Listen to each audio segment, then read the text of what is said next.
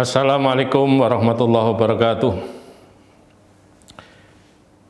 Menindaklanjuti topik pada episode 18. Dalam episode 19 ini saya akan menguraikan implementasi manajemen pendidikan Islam Mindunur secara ilustratif, secara sampel, secara percontohan saja. Bahwa ada beberapa ilustrasi yang perlu kita renungkan terkait dengan konsep manajemen pendidikan Islam Mindunur tersebut. Pertama, sistem pendidikan dikotomik yang mempertentangkan antara pengetahuan agama dengan pengetahuan umum, yang mempertentangkan antara pendidikan agama dan pendidikan umum, yang mempertentangkan antara orientasi dunia dengan orientasi akhirat. Itu sesungguhnya dalam konteks ini sebagai sistem pendidikan ad-dulumat. Karena itu harus diubah menjadi sistem pendidikan integralistik yang menggabungkan semua itu, antara pengetahuan agama dengan pengetahuan umum, antara pendidikan agama dengan pendidikan umum, antara orientasi dunia dengan orientasi akhirat, antara corak teosentris dengan antroposentris sebagai satu sistem pendidikan an-nur. Selanjutnya, mindset dan implementasi manajemen yang mengeksploitasi dan mengorbankan manusia di dalam realitas kerja manajemen tersebut sesungguhnya sebagai pemikiran dan tindakan ad-dulumat, sehingga harus segera dirombak menjadi pemikiran dan tindakan an-nur, yakni pemikiran dan tindakan yang memposisikan manusia sebagai subjek utama manajerial, menjunjung tinggi harkat dan martabatnya, memenuhi kesejahteraannya, memenuhi harapan-harapan positifnya, dan bahkan juga mengembangkan bakat-bakat positifnya menjadi satu potensi atau kekuatan yang bergerak secara maksimal. Berikutnya, terkadang ada satu pelanggaran di kalangan siswa. Kemudian kepala sekolah melakukan hukuman atau menjatuhkan hukuman. Model hukuman pemecatan siswa yang melakukan pelanggaran berat dengan merugikan masa depannya dan merugikan harapan orang tuanya sesungguhnya sebagai model hukuman ad-dulumat, harus segera diganti dengan hukuman yang penuh kebijaksanaan, yaitu bentuk hukuman yang melindungi hak-hak kelangsungan pendidikannya sebagai model hukuman an-nur. Jadi ini namanya mengelola lembaga pendidikan, manajer pendidikan Islam, itu ibaratnya sebagai montir di bengkel. Jadi adanya siswa, santri, mahasiswa yang nakal itu hal yang biasa. Kalau kemudian mereka melakukan tindakan meskipun pelanggaran berat, kemudian mereka dipecat begitu saja, maka ini bisa dikatakan bahwa para manajer lembaga pendidikan Islam itu cuci tangan. Padahal namanya pendidikan Islam seperti bengkel tadi. Bengkel itu menerima mobil, sepeda motor dalam kondisi apapun, termasuk sepeda motor atau mobil yang macet, yang tidak bisa berjalan sama sekali, dibawa ke bengkel. Tapi bengkel punya target, keluar dari bengkel harus jauh lebih bagus, yang asalnya macet bisa berjalan secara normal. Nah, pendidikan Islam harus mengingat itu. Nah, manajer lembaga pendidikan Islam harus melakukan itu. Apalagi suatu pelanggaran yang sesungguhnya tidak sengaja, misalnya ada cewek dolan ke rumahnya cowok, tiba-tiba diberikan minuman yang di situ dimasuki obat tidur, sampai kemudian cewek setelah minum itu ngantuk berat, karena saking beratnya ngantuk, dia tertidur. Setelah tertidur kemudian dibawa ke kamar oleh pacarnya, oleh cowoknya itu, kemudian di sana diperkosa sampai terjadi kehamilan. Nah, kalau kemudian kepala sekolah, kepala madrasah, pimpinan perguruan tinggi, kalau pelakunya mahasiswa ini melakukan pemecatan, ini harus dipikir ulang. Mungkin tindakan manajer lembaga pendidikan Islam itu tindakan yang dolim. Anak ini jadi korban. Sudah jadi korban, dipecat, kemudian tidak mau sekolah kemana-mana, sekolah tidak mau menerima, nah maka putuslah kelangsungan pendidikan bagi sang anak, bagi sang siswa itu. Dan putuslah harapan orang tuanya.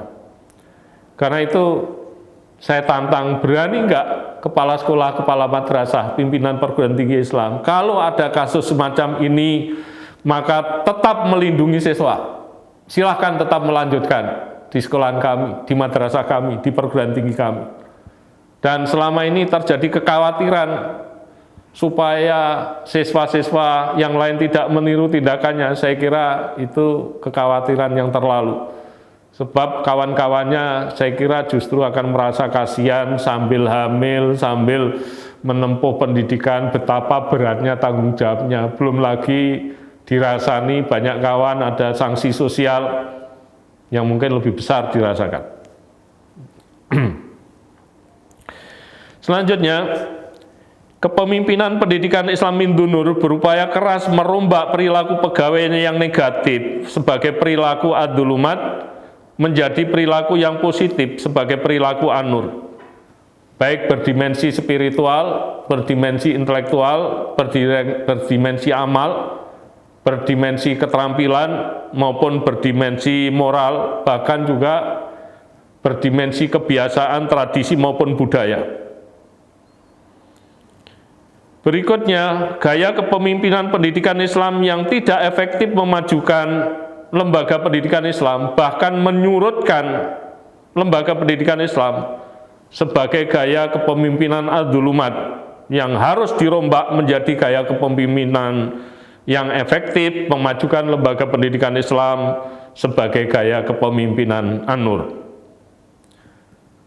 Berikutnya, struktur organisasi yang gemuk personil dan ramping fungsi, sehingga dengan struktur organisasi semacam itu terjadi pemborosan biaya. Sehingga struktur organisasi semacam ini merupakan struktur organisasi ad-dulumat yang harus dirombak menjadi struktur organisasi yang ramping personal tetapi gemuk fungsi, sehingga bisa menghemat pengeluaran pembiayaan, tetapi tugas-tugas yang ada di dalam organisasi itu bisa terlaksanakan dengan baik, dengan beres. Ini sebagai struktur organisasi an-nur.